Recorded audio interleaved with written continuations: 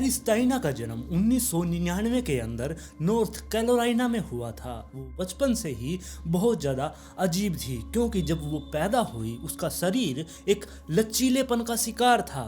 जब पैदा होने के बाद उसकी माँ मैरी को अपने साथ लेकर दूसरे शहर में चली गई। वो काम धंधे के सिलसिले में अब दूसरे शहर के अंदर आई थी। यहाँ पर उसकी देखभाल करने के लिए कोई भी नहीं था, इसलिए मैरी की माँ उसकी दादी को वहाँ पर बुला लेती है ताकि वो मैरी की देखभाल अच्छे से कर सके। और ऐसे ही टाइम बीतता है और जब मैरी 3 साल की हो गई तब उसकी दादी को पता चला कि उनकी पोती यानी कि मैरी बोल नहीं सकती, जिसकी वजह से मैरी की दादी मैरी को लेकर डॉक्टर के पास जाती है। वहां पर जाकर डॉक्टर ने जब उसका चेकअप किया तब डॉक्टर ने बताया कि इसकी तो सर्जरी करनी पड़ेगी, इसकी तो जीभ बिल्कुल चिपी हुई है। और ये भी कंफर्म नहीं था कि सर्जरी के बाद भी ये बोल पाएगी या फिर नहीं, लेकिन इन्होंने फिर भी इस चीज का रिस्क लिया और मैरी की सर्जरी सक्सेसफुल हुई। ऐसे ही टाइम बीतता है, जब वो 6 साल की हुई तब उसने थोड़ा थोड़ा बोलना शुरू किया, लेकिन वो अच्छे से नहीं बोल पाती थी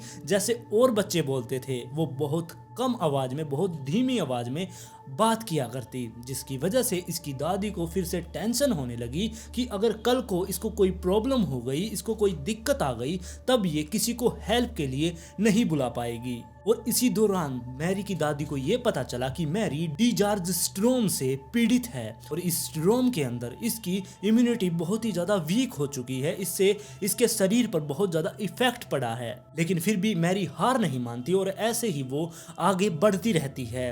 15 साल की जब वो हो चुकी थी उस टाइम पर उसका दिमाग सिर्फ 10 साल के बच्चे जैसा था और मैरी को हर एक चीज के लिए अपनी दादी की जरूरत लगा करती। उसकी दादी उसकी हर चीज में मदद किया करती और साथ में मैरी की दादी ने उसके फोन के अंदर लोकेशन शेयरिंग ऐप भी इंस्टॉल कर दिया था ताकि वो कहीं जाए तो वो गुम ना हो जाए, उसे पता होना चाहिए कि वो कहां पर जा रही है। इसलिए मैरी की दादी ने उसके फोन के अंदर ये शेयरिंग लोकेशन ऐप इंस्टॉल कर दिया था। अब धीरे धीरे मैरी म्यूजिक सीखने लगी, साथ में उसने फोटोग्राफी में भी अपना हाथ आजमाया और इसके अलावा वो मेकअप करना उसे बहुत ही ज्यादा पसंद था। वो अपने बालों को भी डाई करने लगी थी। मैरी अब और बच्चों की तरह स्कूल में जाने लगी थी और उसी स्कूल के दौरान उसकी दोस्ती एक लेवी नाम के लड़के से हो गई और लेवी के साथ उसकी दोस्ती इतनी क्लोज आ चुकी थी कि वो बिल्कुल एक साथ रहने लगे थे। लेकिन आगे जाकर जो लेवी था उसने किसी और लड़की के साथ वो रिलेशनशिप में आ गया, उसका नाम कैली था। और अब जब भी लेवी और कैली कहीं बाहर घूमने के लिए जाया करते वो मैरी को भी अपने पास बुला लिया करते, इसलिए कैली और मैरी की भी दोस्ती हो गई। ये भी एक अच्छे दोस्त बन गए, लेकिन ये ज्यादा दिन नहीं चलने वाला था, क्योंकि जैसे जैसे टाइम बीत रहा था जो ये कैली थी ये मैरी को अब बुली करने लगी थी। उसने फेसबुक के अंदर पोस्ट डालकर मैरी को बहुत ज्यादा बुली किया और ये भी कहा कि अगर मैं तुम्हारी जगह होती, तुमसे कोई प्यार नहीं करता, तुम्हारी जगह अगर मैं होती तो मैं गायब हो जाती। जिसकी वजह से जब इसकी दादी को इसके बारे में पता चला तो मैरी को उसकी दादी ने साफ इनकार कर दिया कि तुम इस दोस्ती को खत्म कर दो, ये दोस्ती तुम्हारे लिए बिल्कुल भी ठीक नहीं है। फिर 28 मार्च 2020 को जो ये कैली थी इसने एक गाड़ी भेजी मैरी को अपने अपार्टमेंट तक लाने के लिए, लेकिन इसकी दादी ने साफ इनकार कर दिया कि तुम कहीं नहीं जाओगी और कैली के पास तो बिल्कुल भी नहीं। लेकिन जो मैरी थी वो बहुत ही शांत स्वभाव की थी, उसने पुरानी सारी बातों को वो भूल चुकी थी। उसने कहा अपनी दादी से कि वो अब बदल चुकी है, वो पहले जैसी नहीं रही है, अब हम दोनों बहुत अच्छे दोस्त हैं। और अब ये मैरी 20 साल की हो चुकी थी और इसने अपनी दादी की बात को भी नहीं सुना और फिर मैरी उस गाड़ी के अंदर बैठकर सीधे ही कैली के अपार्टमेंट पे पहुंच गई और वो इस बात से अनजान थी कि जहां पर वो जा रही है वहां पर उसके साथ एक बहुत बड़ी ट्रेजेडी होने वाली है। मैरी के वहां से जाते ही दोपहर के बाद जो वहां के गवर्नर थे उन्होंने लॉकडाउन घोषित कर दिया, क्योंकि उस टाइम पर कोरोना का कहर चारों तरफ टूट रहा था, जिसकी वजह से वहां पर भी लॉकडाउन लगा दिया गया। लेकिन अब जो मैरी की दादी थी वो बहुत ज्यादा चिंता में आ गई कि अभी तक उसकी पोती घर पर नहीं आई है, वो बाहर गई हुई है और यहाँ पर लॉकडाउन लग चुका है। और शाम तक जब उसकी दादी को मैरी के बारे में कुछ भी पता नहीं चलता वो उसके पास फोन करती है, लेकिन उसका फोन बंद आ रहा था, जिसकी वजह से मैरी की दादी को अब टेंशन होने लगी। लेकिन फिर उसने याद आया कि वो तो कैली के अपार्टमेंट में गई है, जिसके बाद वो ट्विटर खोलती है, उनकी पोस्ट देखती है। कुछ टाइम पहले ही उन्होंने ये पोस्ट डाली थी जिसके अंदर वो तीनों यानी कि कैली और उसका बॉयफ्रेंड लवी और ये मैरी, ये तीनों ही अपार्टमेंट से बाहर कुछ शॉपिंग करने के लिए जा रहे थे। इन्होंने ये वीडियो बनाकर ट्विटर के ऊपर डाली हुई थी, जिसे देखकर अब इसकी दादी को थोड़ी सी शांति हुई, जिसके बाद वो बाहर मार्केट में चली जाती है लॉकडाउन के लिए सामान खरीदने के लिए। वो करियाना का सामान बाहर से खरीदती है क्योंकि अब लॉकडाउन पता नहीं कितने दिन का होगा, इसलिए उन्होंने पहले ही घर का सामान इकट्ठा करना शुरू कर दिया। और ये सारा काम करते करते अब 30 मार्च का टाइम आ चुका था। 30 मार्च के दिन भी दोपहर तक मैरी घर पर नहीं लौटी, जिसके बाद मैरी की दादी को ये लगा कि जरूर कुछ ना कुछ गड़बड़ है, वो घर पर अभी तक नहीं लौटी। उन्होंने फोन उठाया, उसके पास फोन किया, लेकिन उसका फोन बंद जा रहा था। अब मैरी की दादी को उसकी टेंशन होने लगी, जिसके बाद वो घर से बाहर निकलती है कैली और लेवी के अपार्टमेंट में जाने के लिए। जैसे ही वो घर से बाहर निकली, उसने वहां पर जो तैनात अधिकारी थे पुलिस वाले, उनसे जाकर बात की, उनको समझाया कि मेरी पोती जो कि अच्छे से बोल नहीं सकती, किसी बीमारी से ग्रस्त है, उसको ढूंढने के लिए मुझे जाना होगा, आप लोग मुझे परमिशन दे। जिसके बाद पुलिस वाले उसको अब जाने की इजाजत दे देते हैं। अब मैरी की दादी सीधे ही लेवी और कैली के अपार्टमेंट में जा पहुंची। उनके बाहर जाकर वो जोर जोर से चिल्लाने लगती है, मैरी मैरी। वो बहुत जोर जोर से वहां पर चिल्ला रही थी और ये आवाज सुनकर कैली और लेवी अपार्टमेंट से बाहर आते हैं। उन्होंने देखा कि मैरी की दादी बाहर खड़ी है। तब उन्होंने कहा कि वो कल तक तो आज तक भी हमारे घर में ही थी, लेकिन 11 बजे वो यहाँ से जा चुकी है। लेकिन मैरी की दादी को इन पर विश्वास नहीं हो रहा था, क्योंकि मैरी की दादी का कहना था कि वो बिना लोकेशन शेयर किए घर से बाहर जा ही नहीं सकती, वो बिना फोन लिए यहाँ से नहीं जा सकती, इसलिए मुझे एक बार घर को चेक करने दो। लेकिन इसकी बात को वो नहीं मानते और वो गेट बंद कर देते हैं। जिसके बाद जो मैरी की दादी थी वो दोबारा से वहीं पर चिल्लाने लगती है, मैरी मैरी का वो बार बार वहां पर आवाजें लगा रही थी। जिसके बाद वो मैरी की दादी को घर के अंदर आने देते हैं। मैरी की दादी चारों तरफ पूरे घर के अंदर घूम लेती है, लेकिन मैरी का कहीं भी पता नहीं चलता। अब जैसे ही मैरी की दादी उनके बेडरूम की तरफ जाने लगी, कैली और लेवी ने उन्हें वहां जाने से रोक दिया। उन्होंने कहा कि हमारा प्राइवेट स्पेस है, वहां पर जाने की आपको इजाजत नहीं है। इस बात पर मैरी की दादी भी मान जाती है और वो वहां से निकल जाती है। जिसके बाद वो हार नहीं मानती और उस अपार्टमेंट के चारों तरफ रात तक वो अपनी पोती को ढूंढती रहती है। इसके बाद जो मैरी की दादी थी उसने पुलिस वालों के पास फोन किया, पुलिस वहां पर आती है, उससे बातचीत करती है। मैरी की दादी ने बताया कि मेरी पोती ऐसे ऐसे गायब हो गई है, शायद मुझे शक है कि वो इसी अपार्टमेंट के अंदर छुपी हुई है, उसकी आवाज कोई सुन नहीं पा रहा, वो बहुत ही ज्यादा धीमे बोलती है, वो एक बीमारी से ग्रस्त है। लेकिन पुलिस वाले भी उसकी कोई मदद नहीं कर पाए, क्योंकि पहले मैरी की दादी को पुलिस स्टेशन के अंदर जाकर उसकी मिसिंग रिपोर्ट लिखानी होगी। अब मैरी की दादी के पास और कोई चारा नहीं था, उसने अब मैरी की माँ के पास फोन कर दिया और उसको ये सारी सिचुएशन के बारे में बता दिया। जिसके बाद मैरी की माँ भी वहां पर आ जाती है। अब ये दोनों ही इकट्ठा खड़ी होकर उस अपार्टमेंट के बाहर खड़ी होकर आने जाने वाली हर एक चीज पर नजर रखे हुए थी। ये पूरा दिन वहीं पर खड़ी रहती है। तभी वहां पर एक डिटेक्टिव आता है, उसने आकर इन दोनों से बात की और इनसे कहा कि आप लोग लेवी और कैली को परेशान करना बंद करें, आप यहाँ पर अपार्टमेंट के सामने ऐसे नहीं खड़ी हो सकती और आप अपने घर पर जाइए, पुलिस वाले वहीं पर आएंगे आपका बयान लेने के लिए, और साथ में लेवी और कैली के घर पर भी पुलिस वाले किसी को भेज देंगे उस अपार्टमेंट की जांच करने के लिए। जिसके बाद ये दोनों माँ बेटी घर की तरफ चली जाती हैं। इसके बाद पुलिस वाले अब कैली और लेवी के अपार्टमेंट में जा पहुंचे। वहां पर जाकर उन्होंने उनके दरवाजे को खटखटाना शुरू किया, लेकिन अंदर से कोई भी आवाज नहीं आ रही थी। काफी देर तक वो दरवाजे को खटखटाते रहे, लेकिन किसी ने भी दरवाजा नहीं खोला। जिसके बाद तंग होकर पुलिस वाले वापस वहां से लौट जाते हैं। और दूसरी तरफ जो मैरी की दादी थी उसने अब मैरी की मिसिंग रिपोर्ट भी लिखवा दी थी और इस केस को एक डिटेक्टिव को सौंप दिया गया। और फिर इससे अगले दिन मैरी की दादी और उसकी माँ अब सीधे ही उस अपार्टमेंट के बाहर जाकर फिर से खड़ी हो गई,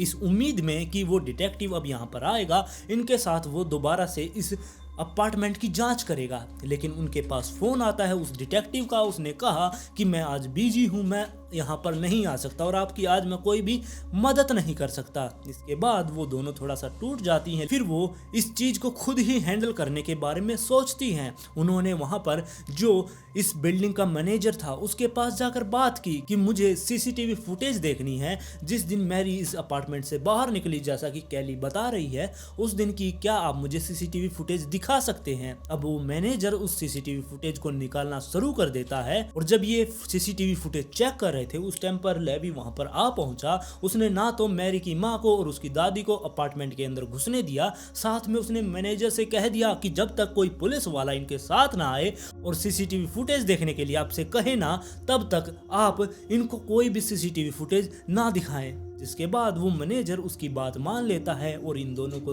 अब हताश होकर यहाँ से वापस लौटना पड़ता है। और अब ऐसे ही 1 अप्रैल का टाइम आ चुका था। मैरी को गायब हुए अब 4 दिन हो चुके थे। पुलिस वाले भी इस केस में कोई दिलचस्पी नहीं दिखा रहे थे, वो भी मन मार के अपना काम कर रहे थे। उनका ऐसा कहना था कि वो 20 साल की लड़की है, वो अपनी मर्जी से कहीं चली गई होगी, वो अपने बॉयफ्रेंड के साथ यहाँ से भाग गई होगी। वो मैरी की दादी की तो बात सुन ही नहीं रहे थे। मैरी की दादी बार बार कह रही थी कि वो ऐसा नहीं कर सकती क्योंकि बिना किसी की मदद से वो कहीं पर भी नहीं जा सकती। उसको ना तो अच्छे से बोलना आता है, ना ही वो अच्छे से कहीं जा सकती है, उसे बहुत सारी प्रॉब्लम्स हैं। लेकिन पुलिस वाले उनकी बातों को नहीं मानते। जिसके बाद ये दोनों माँ बेटियां अब सोशल मीडिया का सहारा लेती हैं। वहां पर पोस्ट वगैरह की जाती है, पूरे देश में ये बात फैल जाती है कि ऐसे एक लड़की गायब हो चुकी है। और साथ में वहां पर बहुत सारे वॉलंटियर भी इनकी मदद करने के लिए सामने आते हैं। और मैरी की दादी का बार बार यही कहना था कि उनकी पोती अभी भी उसी अपार्टमेंट के अंदर फंसी हुई है, वो हमको आवाजें दे रही है लेकिन उसकी आवाज कोई भी सुन नहीं पा रहा। और आखिरकार 2 अप्रैल को जब मैरी के गायब हुए 5 दिन हो गए, उस दिन पुलिस स्टेशन के अंदर 2 बार फोन किया गया। एक व्यक्ति ने ये बताया कि मेरा एक दोस्त है जेम्स नाम का, जिसने मुझसे ये बात शेयर की थी कि वो कैली और लेवी के साथ अपार्टमेंट में था। उन्होंने वहां पर पार्टी की, मैरी भी वहीं पर थी और इन्होंने मैरी को बाथटब के अंदर बांधकर बहुत बुरी तरीके से पीटा, जिसके बाद उसको मार दिया गया। और लॉकडाउन होने की वजह से उन्होंने ये कहा कि हम लॉकडाउन खत्म होने के बाद इसकी डेड बॉडी को ठिकाने लगा देंगे। ये बात सुनते ही पुलिस वाले अब सर्च वारंट लेकर सीधे ही उनके अपार्टमेंट में जा पहुंचे। वहां पर जाकर वो बैठ जाते हैं, उनसे बातचीत करते हैं। बातचीत करने के बाद वो पूरे घर को छान मारते हैं, हर एक कोने को वो अच्छी तरीके से देखते हैं, उनके बेड को भी खोल खोल कर देखते हैं, उनके गद्दे को उठाते हैं, लेकिन वहां पर कोई भी उन्हें नहीं मिलता। जिसके बाद वो हार कर वापस से चले जाते हैं। और फिर इसके 2 दिन बाद यानी कि 4 अप्रैल को पुलिस वालों के पास एक और फोन आया, जिसके अंदर उनको बताया गया था कि मैरी उसी घर के अंदर मौजूद है, आप जाकर उसको अच्छे से ढूंढे। जिसके बाद पुलिस वाले अब दोबारा से उस घर की तरफ जाने लगते हैं। और तब तक जो मैरी का चाचा था उसने भी इस बिल्डिंग के डायरेक्टर से बात कर ली थी और सीसीटीवी फुटेज खंगालने के लिए उनसे कह दिया था। लेकिन महीना खत्म हो चुका था और सीसीटीवी फुटेज भी अब महीने के एंड तक की खत्म कर दी गई थी। लेकिन 31 मार्च की सीसीटीवी फुटेज इसके अंदर मौजूद थी। अब उसे खंगाला गया जिस दिन कैली ने कहा था कि वो अब इस दिन घर से बाहर गई थी। उसी दिन की सीसीटीवी फुटेज अब खंगाली गई, लेकिन उसके अंदर कहीं भी मैरी बाहर जाते हुए दिखाई नहीं दी। अब दूसरी तरफ पुलिस वाले भी अपार्टमेंट में जा पहुंचे। उन्होंने अच्छी तरीके से अब उस घर की एक एक चीज को चेक किया। जब लास्ट में वो उनके गद्दे के पास पहुंचे, उन्होंने गद्दे को उठाकर देखा। उस गद्दे को जब उठाया, उन्होंने उस गद्दे को काट डाला। जैसे ही गद्दा कटा, उसके अंदर मैरी की डेड बॉडी थी, वो वहां पर मरी हुई पड़ी थी। पुलिस वाले ये चीज देखकर हैरान थे कि ये 1 हफ्ते से एक डेड बॉडी के ऊपर सो रहे हैं। और अब इन्हें पता चला कि जो लेवी और कैली थे, इन दोनों ने मैरी से थरीसम करने के लिए कहा, लेकिन उसने जब इनकार कर दिया तो इन्होंने इसको मारने का प्लान बनाया और इसको बहला फुसला के अपने अपार्टमेंट के अंदर बुलाया। वहां पर इसकी ड्रिंक में कुछ नशीली दवाई मिलाई, जिससे इसको नशा हो गया। जब इसको नशा हुआ, उसके बाद मैरी को उठाकर ये बाथटब में लेकर जाते हैं। वहां पर इसकी गर्दन पर चाकू रखकर चाकू फिरा दिया, जिसके बाद इसको वहां पर पीटा जाता है। इसके पूरे शरीर में चाकू मारे जाते हैं, बहुत बुरी तरीके से इसको छल्ली छल्ली कर दिया गया और इसके प्राइवेट पार्ट में भी 131 बार चाकू मारे गए, जिसके बाद इसका खून बहने के लिए इसको छोड़ दिया गया। जब इसका सारा खून बह गया उसके बाद इसको कचरे के जो प्लास्टिक के बैग्स होते हैं उसके अंदर भरा गया। इसके चारों तरफ टेप लपेट दी गई और बदबू ना आए इसके लिए इसके ऊपर बहुत सारे केमिकल डाले गए ताकि इसके अंदर से कोई भी बदबू ना आए, और इसको लपेट कर गद्दे के अंदर डाल दिया गया और गद्दे को दोबारा से सील दिया गया। पुलिस वाले भी इस चीज से बहुत ज्यादा हैरान थे कि इतने अच्छे तरीके से इन्होंने डेड बॉडी को इस गद्दे के अंदर छुपाया हुआ था कि उनको भी पहली बार में इस बारे में पता ही नहीं चला। और उसी रात को मैरी की दादी के पास अब फोन कॉल आती है, उसमें बताया गया कि मैरी मिल चुकी है, वो एम्बुलेंस में है। जिसके बाद जो मैरी की दादी थी वो सोच रही थी कि मैरी को संभाल लिया गया है, वो जिंदा मिल चुकी है और उसकी तबीयत खराब है, इसलिए उसे नजदीकी लोकल मेडिकल हॉस्पिटल में ले जाया जा रहा है। जिसके बाद मैरी की दादी घर से भागती है उस हॉस्पिटल की तरफ, लेकिन वहां पर मैरी नहीं मिलती। जिसके बाद वो दूसरे हॉस्पिटल में जाती है, इधर उधर भागते हुए। अब मैरी की दादी के पास दोबारा से फोन आता है, उन्होंने कहा कि आपको थोड़ी गलती हुई है, हमें मैरी मिल तो गई है लेकिन वो अपनी आंखें नहीं खोल रही और ना ही वो कभी अपनी आंखें खोलेगी। ये बात सुनते ही मैरी की दादी टूट गई, वो बिल्कुल रोने लगी। उसने बार बार यही कहा कि मेरी पोती को उन्होंने कैसे मार दिया, बेचारी को, जो कि कुछ भी नहीं समझती थी। वो इतनी प्यारी थी, वो लोगों से इतना ज्यादा प्यार किया करती, उसे फिर भी इतनी बेरहमी से मार दिया गया। मेरी पोती ने मुझे बुलाया होगा, वो मेरे लिए चिल्लाई भी होगी, लेकिन किसी ने उसकी आवाज नहीं सुनी। और इस अपराध में शामिल होने वाले कैली और लेवी के अलावा जो जेम्स था वो भी इनके साथ शामिल था। और जेम्स ने अपनी एक पार्टनर को, जिससे वो थोड़े दिन पहले ही डेटिंग ऐप पर मिला था, उसको यानी कि अमेरिका डील को भी यहाँ पर बाद में सफाई करने के लिए बुलाया था। जब उन्होंने मैरी को मार डाला उसके बाद इन्होंने यहाँ पर जो सफाई की उसके लिए इसने अमेरिका डील को यहाँ पर बुलाया था। पुलिस वाले सीधे ही लेवी और कैली को अरेस्ट कर लेते हैं और हॉस्टल में जाकर जो जेम्स था उसे भी उठा लिया जाता है। और जो अमेरिका डील थी वो अब तक कोलोराडो में भाग चुकी थी। अब पुलिस वालों ने इन तीनों को हिरासत में ले लिया था और इनके ऊपर अब केस चलने लगा। और फिर इनको 21 अप्रैल 2022 को अदालत में पेश किया गया। वहां पर कैली को 25 से 32 साल की सजा सुनाई गई। लेकिन मैरी की दादी का ये कहना था कि इनको चाहे कोई भी सजा दे दो, लेकिन हमारी जो पोती मरी है उसके दुख को ये चीज कम नहीं कर सकती। मैरी की माँ का ये कहना था कि कोई इतना क्रूर कैसे हो सकता है जो इतनी प्यारी बच्ची को इतनी बेरहमी से मार सकता है। मैं तो यही चाहूंगी कि इन्हें मौत की सजा मिले। अब जो जेम्स था उसको भी वहां पर खड़ा किया गया था, लेकिन जेम्स ने यहाँ पर अपने अपराध को कबूल करने से बिल्कुल साफ इनकार कर दिया। लेकिन जो वहां पर वकील थे उन्होंने कहा कि जो ये जेम्स है इसके फोन के अंदर एक नोटो ऐप है जिसके अंदर इन्होंने ब्लीच और सफाई के बहुत सारे केमिकल्स को इसमें ऐड किया हुआ है, यानी कि मैरी की मौत के बाद इन्होंने साफ सफाई के लिए उन चीजों का इस्तेमाल किया था। और दूसरी तरफ जो जेम्स का वकील था उसने कहा कि आप लोगों के पास कोई पक्का सबूत नहीं है कि ये वहां पर उस टाइम पर मौजूद था। और 2 जून 2020 को जो अमेरिका डेल थी उसको भी अरेस्ट कर लिया जाता है, अदालत में पेश किया जाता है और उसके ऊपर इनके साथ शामिल होने के आरोप लगाए जाते हैं। लेकिन वो भी साफ इनकार कर देती है कि उसने ऐसा कुछ भी नहीं किया। इसके बाद उसे तो जमानत भी मिल जाती है। जमानत मिलने के बाद वो अपने माता पिता के पास चली जाती है और वहीं पर अच्छे से रहने लगती है। और इसके बाद अदालत में जो ये दोनों लेवी और कैली थे इन्होंने भी साफ इनकार कर दिया था कि हमने कोई मर्डर नहीं किया। अब ये तीनों ही इस चीज से इनकार कर रहे थे कि हमने कोई भी मर्डर नहीं किया, हम इस चीज में इन्वॉल्व नहीं है, हमें नहीं पता कि हमारे गद्दे में वो लाश कहां से आई। अब सामने सबूत होते हुए भी ये कुछ नहीं कर सकते थे। अब अदालत ने इस केस को ऐसे ही छोड़ दिया। तारीख पे तारीख आ रही है लेकिन इस केस में कोई भी सलूशन नहीं हो रहा। इन तीनों को कोई भी सजा नहीं मिल रही। वैसे तो ये अभी भी जेल में है लेकिन अभी तक इनको कोई भी सजा नहीं हुई। और आप लोग ही बताएं कि इस केस के अंदर इन तीनों को क्या सजा मिलनी चाहिए। और आज की स्टोरी में बस इतना ही। आप लोग अपनी राय मुझे कमेंट में जरूर दें। अगर आप इस चैनल पर पहली बार आए हैं तो चैनल को सब्सक्राइब कर ले। वीडियो पसंद आई तो लाइक एंड शेयर जरूर करें और जल्द ही मिलते हैं ऐसे ही एक और इंटरेस्टिंग केस के साथ।